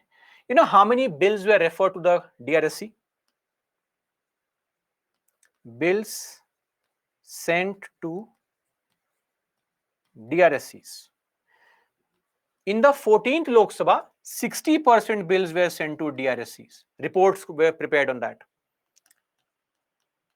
In the 15th Lok Sabha, this number increased to 71%. In the 16th Lok Sabha, that is 2014 to 19, this number came down to 27%. The governments are not even sending the bills to Lok Sabha, to DRSCs. They have no interest. Why to discuss? I have brought a bill, it is correct only. I am the boss, I know everything. Then why the hell do you have the parliament for? If you don't want to discuss on bills, then disband the parliament. Create a new kind of aristocracy in the country. That cannot happen. We have the parliament for a purpose, to question your behavior, to question your proposals, right? For that, we need proper pros and cons. Bills should be referred to committees. We can't have this said, no need to refer the bills to committees. This is not allowed. This is wrong completely. That is what is the problem. And then finally, recommendation of these committees are hardly accepted by the government. That is all because of bureaucrats. See, let's not take it otherwise. Bureaucrats think they know everything. That is a big problem. They will never heed the advice of these committees and all. They say, oh, committees, MPs, who are there to tell me I have passed a difficult examination 20 years back. Sir, ma'am, it was 20 years back, and you passed the exam because of a lot of efforts and mugging up exercise, writing answers. It does not mean you know everything, right? So the whole point is because of, and the arrogance of government also, they don't sometimes take the recommendation seriously. I mean, I don't think anybody reads the committee reports except UPSC faculty and all. I don't think anyone is reading the committee reports. I'll give you a simple example. This case wherein the Departmental Standing Committee on Health, the DRSC on Health, in its 123rd report, DRSC on Health,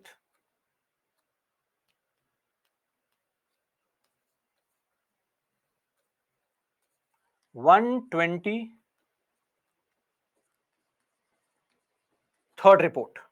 What it did was, it said that we have to increase the supply of oxygen cylinders in the pandemic. Forget the other elements and all, right? You firstly have to increase the supply of oxygen cylinders. Was any heed paid to this advice? No. Nobody was interested only. Because every government official thought we need more ventilators. Giving contracts to Jyoti CNC, all such Gujarat-based companies to make more ventilators by firstly have oxygen cylinders. And that is what exactly happened. Doctors later on kept on saying that we want more oxygen cylinders, forget ventilators. Oxygen cylinders are more important. And this committee had already given a recommendation that focus on that. But did anyone focus on that? Not really. So this goes on to show that our ministers and our bureaucrats have no interest in the recommendation of these committees, right? So these are some problems pertaining to these committees. Now, just to add a point here on recommendations.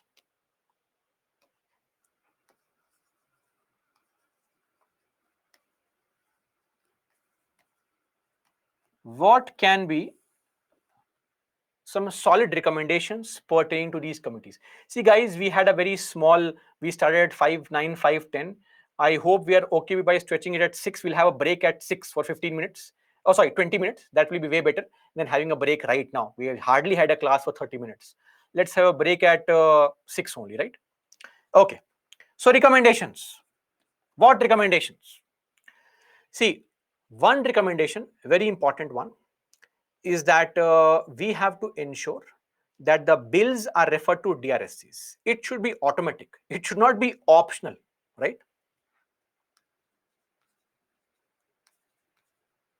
Mandatory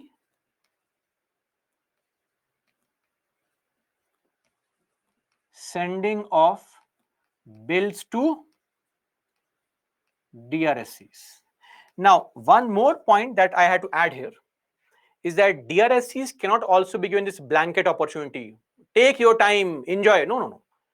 The parliament is waiting. So there should be a fixed time frame for you to pass the or for you to prepare reports. Fixed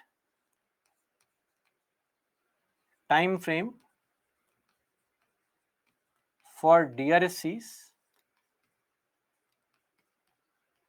to prepare reports. Number 2. Number 3. One more thing. See, as far as the DRSCs are concerned, please understand that the thought process of MPs is very restricted and limited to certain areas. Inviting outside experts is not wrong, right? We should invite outside experts at regular intervals to take part in the committee meetings and give their inputs. So, inviting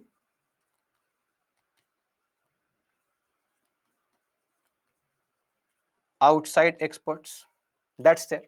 Then, uh, these committees should also have the quality of members focused more on expertise in the area than party seniority.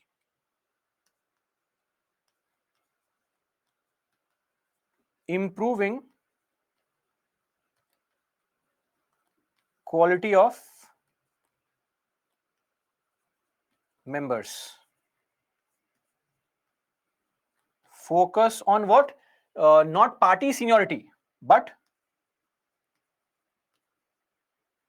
expertise rather than party seniority. Okay.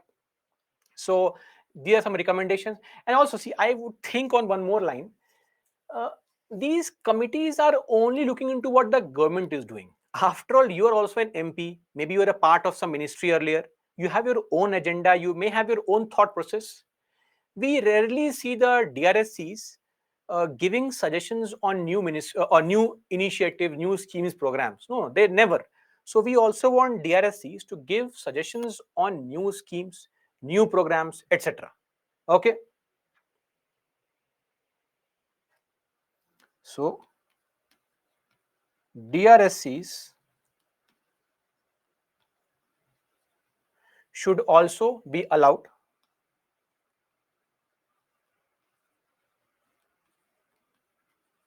to make suggestions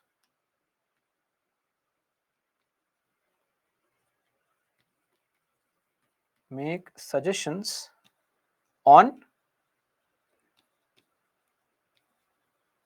new schemes, initiatives, etc. So these are some recommendations that can be further used to look into or improve the governance structure in the country. Because see, these reports add value to the existing content of the bill. And because of whip and all, most MPs are largely not interested in the detailed discussions.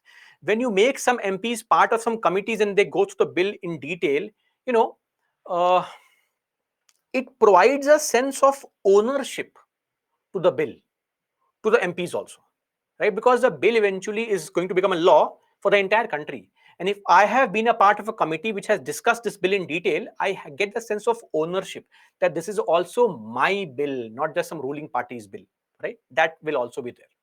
So these are some recommendations pertaining to improving the performance and function of DRSCs. Because again, as I said, it helps MPs in debating the budget more effectively. It also helps the MPs in getting informed on a variety of issues, right? Keeping the government in check. Okay, that's all as far as the recommendations are concerned. Now, I'll give you one more recommendation, and please hear me out. See, recommendation of these committees are not binding. We know it very well. But one suggestion can be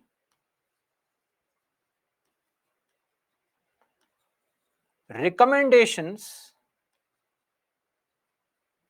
must be made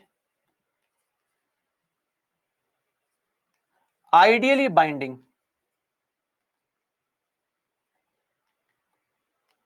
Now you will say, sir, what the hell is this ideally binding? I give a recommendation to the government. If the government likes a recommendation, it will incorporate it.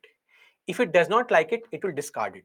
But I want to know what was a reason based on which you did not accept my recommendation. Give me reasons. That's what we want. That is called ideally binding.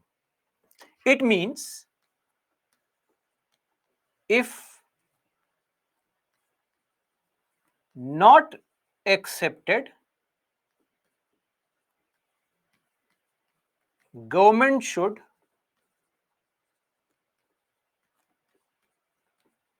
inform the parliament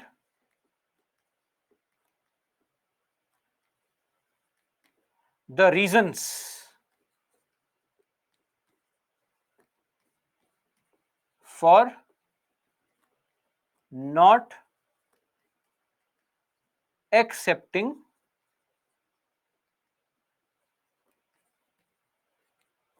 recommendations. That's what we want. That is called ideally binding. You can use this recommendation everywhere for any such committee, that the recommendation should be made ideally binding. See, we are not forcing you. You are the sovereign government. But we simply want to know that I give the recommendation. What is the reason that you're not following my recommendation? If I tell you, read editorials daily, and you say, no, I won't. I just want to know why. That's it. So Parliament has every right to know why you're not following the recommendation of the DRSC. I'm not saying follow it. I'm saying if you're not following it, tell me why. That's it. If you are satisfied, well and good, no problem. So these are recommendations that can be incorporated in case you are asked a question on the evaluation of functions of DRSCs. Okay, that's all. Now this is a table which comprises of information on every committee that is there. Every committee that is there is mentioned here. So there are some committees whose chairperson is the presiding officer. One is the business advisory committee. One is the rules committee. There is one more committee that is called general purpose committee. Just to add a point here, where do I add? Let me add here.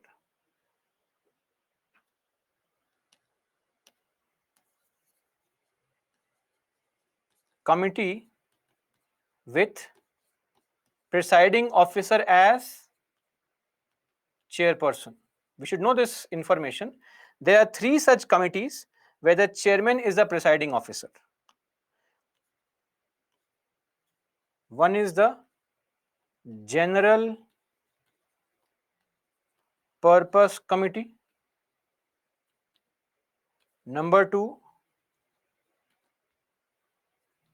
Business Advisory Committee. And number 3,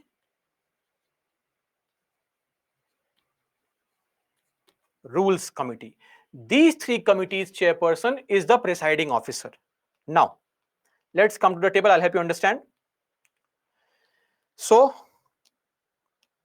you have, say, Committee on Public Accounts, J. J stands for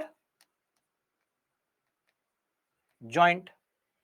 S stands for select. That is separate for each house. So a joint committee will have 15 MPs from Lok Sabha, 7 from Rajya Sabha. But a select committee will have 15 MPs in the Lok Sabha select committee and 10 MPs in the Rajya Sabha select committee. Okay. Number 2. Some committees chairperson will be an opposition party member. Some committees chairperson is the ruling party MP. Other committees chairpersons are appointed by the presiding officer. Some committees chairperson is the presiding officer. Okay, clear? Now the last column. There are some committees wherein the minister cannot become a member, not allowed only. So, Public Accounts Committee, Estimates Committee, Public Undertakings Committee, DRSC, Committee on Petitions, Committee on Government Assurances. Now, Committee on Welfare of SC/ST, Committee on Welfare of Women. In these committees, ministers cannot become members. Okay, and for other committees, nothing is mentioned, meaning ministers may become members. Now, for the Committee on Subordinate Legislation, in Lok Sabha, because it's a separate committee for both Lok Sabha and Rajya Sabha. In Lok Sabha, minister cannot become member. For Rajya Sabha, nothing is mentioned. So in Rajya Sabha, this committee may have minister as a member. Nothing is mentioned. Are we clear on this? Okay. J refers to joint committee. I don't think I need to explain J again. Joint means members from both the houses. S is select committee. Select separate for each house. One for Lok Sabha, one for Rajya Sabha. And now let's look at this very interesting point we had seen today only. Advantages of Lok Sabha. In every joint committee, there are more MPs in Lok Sabha, from Lok Sabha than Rajya Sabha. Look at this. Committee on Public Accounts, joint committee, more members of Lok Sabha than Rajya Sabha. Undertaking, more from Lok Sabha than Rajya Sabha. DRSC, Lok Sabha, Rajya Sabha. What else? Where is welfare of SC/ST? Welfare of SC/ST. More on Lok Sabha, Rajya Sabha. Lok Sabha, Rajya Sabha. Right? So in every joint committee, there are more MPs from Lok Sabha than Rajya Sabha. That is all as far as these committees are concerned.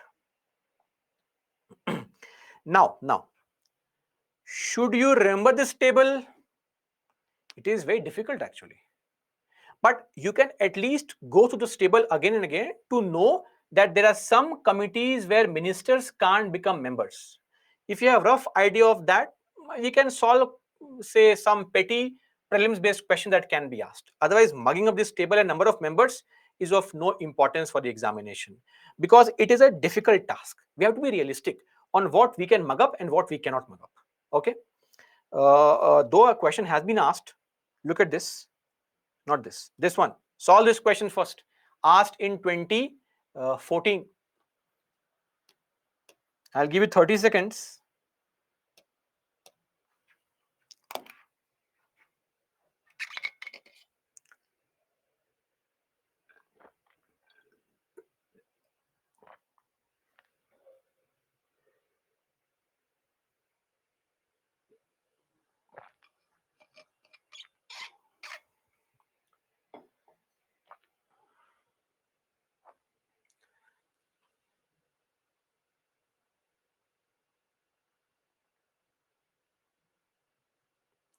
Of course, Committee on Estimates is the right answer.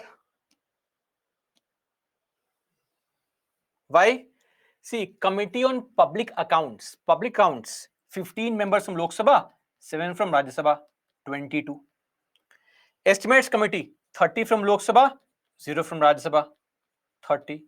Committee on Public Undertaking, 22 from Lok Sabha, 7 from Rajya Sabha, 29. And Committee on Petitions, 15 from Lok Sabha and 10 from Rajya Sabha, that is 25. You can see here. Committee on Accounts, 15, 7. Undertakings, 22, 7.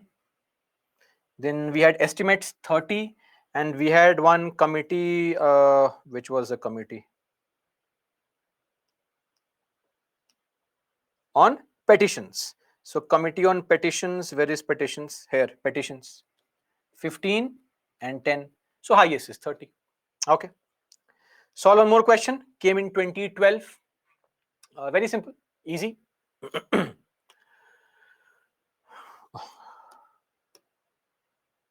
30 seconds should be sufficient.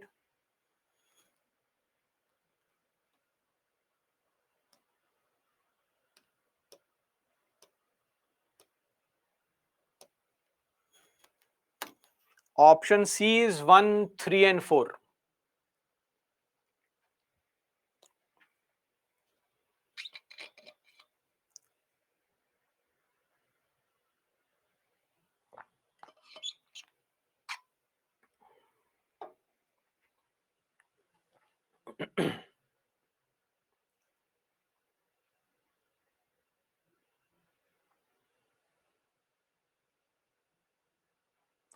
%46% mark the answer correct. Let's see. In the very second class, that is previous weekend Saturday, we had discussed that every constitutional and statutory body submits its reports to the president, okay, who then tables the report in the parliament. According to the Constitution of India, it is a duty of the President of India to cause to be late, meaning to submit before the parliament, which are the following. Report of the Union Finance Commission. Finance Commission is a constitutional body.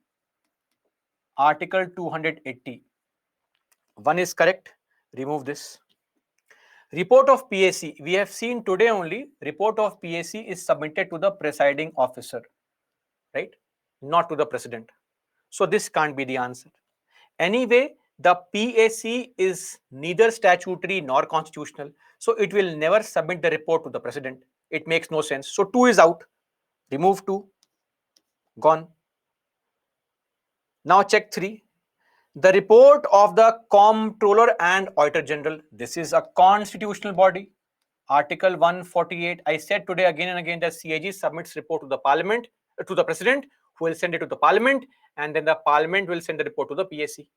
So 3 is correct. If 3 is correct, C has to be the right answer. The report of NCSC. This is also a constitutional body. Article 338. So 1, 3, and 4 are correct. C being the right answer. Okay. That is all as far as our discussion is concerned. Okay, so with this, we come to an end of our discussion on the chapter Parliament. Now, let's take a break. After the break, we'll take up for discussion the state executive. So, we'll be back at 6:20. Okay, somebody is asking for the leaderboard. Oh, this time. Okay, that is why. Saurabh, Vishwa, Amardeep, Sahyadri, Yamini, Yash, Ghera Ratnasari, Priyanka, Kajal. All of you at rank 1 with 60 points. I think 10 points for one correct answer, I believe. Chanabasava, Dhaval, Bhavish, Kandukuri Shiva, Suraj Singh Yadav, Jay, Kishan, Cherub, Annie John, Abhinav Prakash, Neil, Tuhin. All of you have gotten 5 correct. Okay, great. So that is all. That is why all those who have scored all correct, they wanted to know the leaderboard. Amazing. No worries. That's again a motivation to study. So we'll be back at 6:20. Okay, somebody says please put the PAC slide. I'll put the PAC slide.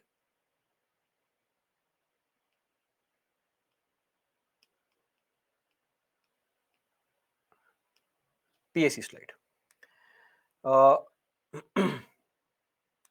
Break till 6:20. I won't write here, but just assume because this will get saved again. So break till 6:20. VS when Lok Sabha is dissolved, what happens to estimates committee? No, members go away then because this committee membership keeps on changing every year. Again, new Lok Sabha, new members are chosen, no problem. Okay, that's all for me, guys. Be back at 6:20.